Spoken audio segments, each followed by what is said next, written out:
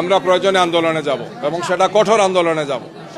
আবারও স্বৈরাচার বা স্বৈরাচারের দূষণটা ফিরে আসুক।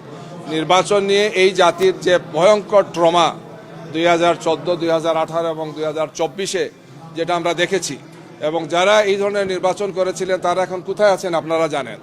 আমরা আশা করব না, প্রত্যাশা করব না যে এই নির্বাচন কমিশনকেও এই ধরনের পরিণতি যাতে তাদেরকে ভোগ করতে না হয়। আমরা খুব আশ্চর্য লক্ষ্য করছি যে এই গণনা কার্যক্রমের সাথে নির্বাচন কমিশনের যারা জড়িত আছেন, রিটার্নিং অফিসার, সহকারী রিটার্নিং অফিসার এবং ইসির সদস্য যারা আছেন, নির্বাচনের ফলাফল ঘোষণার ক্ষেত্রে তারা অস্বাভাবিকভাবে কিছু কিছু ক্ষেত্রে বিলম্ব করছেন।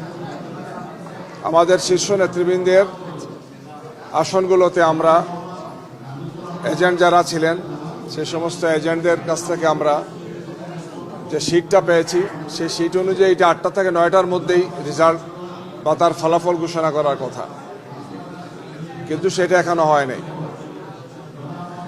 কোনো কোনো আসনে এটা হয়েছে যে আসনে যে সিটে স্বাক্ষর দিয়েছেন প্রথম সেখানকার রিটার্নিং অফিসার বা তার কর্মকর্তারা, কিছু সময় পরে সেটা চেঞ্জ করেছে। ঢাকা 17 আসনে এই ধরনের ঘটনা ঘটেছে। কমপক্ষে 8টি সিটে এই ধরনের তারা পরিবর্তন করেছেন, ওভার রাইটিং করেছেন। কেন চেঞ্জ করেছেন? বলেছেন যে একটু ভুল হয়ে গেছে, এটা সংশোধন করতে হবে। বিভিন্ন সেন্টারগুলোর যে রেজাল্ট শিট সেটা যোগ করে যেটা দাঁড়িয়েছিল, এটা কাটাকাটির আগে, ওভার রাইটিংয়ের আগে, পরে যেটা তার ওভার রাইটিং করেছেন সেখানে 5000 ভোট কমানো হয়েছে। একটি বিশেষ দলের প্রধানকে সুবিধা দেওয়ার জন্য আমরা মনে করি এই কাজটি করা হয়েছে। আমাদের যারা সেখানে ছিলেন এজেন্ট, তাদের কোনো কথা বলতে দেওয়া হয়নি। তারা ইতিমধ্যেই প্রেস কনফারেন্স করেছেন, প্রেসের সাথে কথা বলেছেন। আমরা বলেছি যে আপনার এই ব্যাপারে পদক্ষেপ গ্রহণ করুন।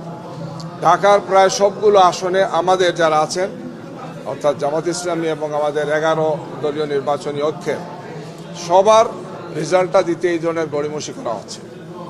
আপনাদের পাশে ঢাকা 15 আমাদের সম্মানিত আমির জামাত ডাক্তার শফিকুর রহমান, এই আসনে তিনি নির্বাচন করেছেন, আপনারা জানেন।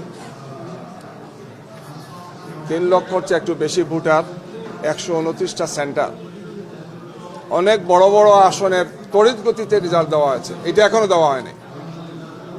ইতিমধ্যে আরেক প্রার্থী বলছেন যে তিনি পাশ করেছেন, যেখানে কমপক্ষে 20,000-এর চেয়ে বেশি ভোটে আমরা এগিয়ে আছি। আমাদের কাছে মনে হচ্ছে যে একটি বিশেষ দলকে সুবিধা দেওয়ার জন্য নির্বাচন কমিশন এবং তার সাথে যারা সম্পৃক্ত আছেন তারা এটার সাথে ষড়যন্ত্রমূলকভাবে তারা জড়িত আছেন। একই অবস্থা আমাদের 11 দলের অন্যান্য শীর্ষ নেতৃবৃন্দ যারা আছেন তাদের প্রত্যেকের আসনে। সারা দেশের আসনগুলো নিয়ে আমরা পর্যবেক্ষণ করেছি, পর্যালোচনা করেছি। একই ধরনের চক্রান্ত এবং ষড়যন্ত্রের গন্ধ আমরা দেখতে পাচ্ছি। আমরা মনে করি যে ফেসিবাদের বিরুদ্ধে, স্বৈরশাসনের বিরুদ্ধে এই জাতি সংগ্রাম করেছে, রক্ত দিয়েছে। 1400 শহীদ হয়েছেন, আরও অনেকেই এর আগে শহীদ হয়েছেন। হাজার হাজার মানুষ আহত হয়েছেন, পঙ্গু হয়েছেন। আমরা রক্ত দিয়েছি, আমরা আত্মোৎসর্গ করেছি অসংখ্য মানুষ এখানে। এই ধরনের আরেকটি নতুন ফেসিবাদ কায়েমের জন্য নয়।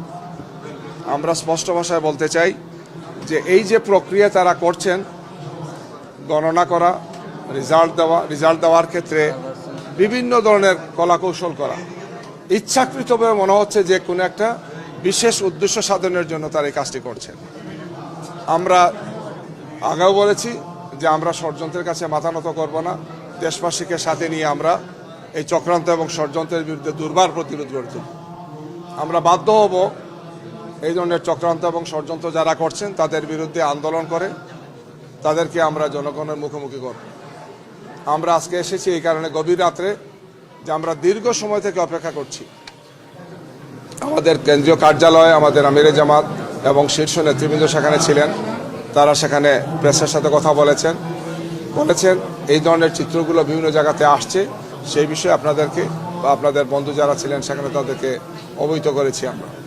আমরা মনে করেছিলাম যে এরপরে হয়তো নির্বাচন কমিশন বা তার সাথে যারা আছেন তাদের বোধোদয় হবে, দায়িত্বশীল ভূমিকা পালন করবেন, স্বৈরশাসকের আচরণের মতো তারা কোনো আচরণ করবেন না। কিন্তু আমাদের কাছে মনে হচ্ছে যে তারা বিশেষ কোনো উদ্দেশ্য নিয়ে এই সমস্ত কাজগুলো করছেন। আমরা এখন ইসির যারা আছেন তাদের সাথে কথা বলবো, তাদের বক্তব্য শুনবো এবং আমাদের পক্ষ থেকে পরবর্তী কঠোর কর্মসূচি কী দিতে হয় আমরা সেটা তাদেরকে জানাবো। আমাদের শীর্ষ নেতৃবৃন্দের সাথে আমরা আলোচনা করেছি, আমরা আবারও আলোচনা করব, তাদের সাথে আলোচনা করে পরবর্তীতে আপনাদেরকে জানাবো। ধন্যবাদ আপনাদেরকে।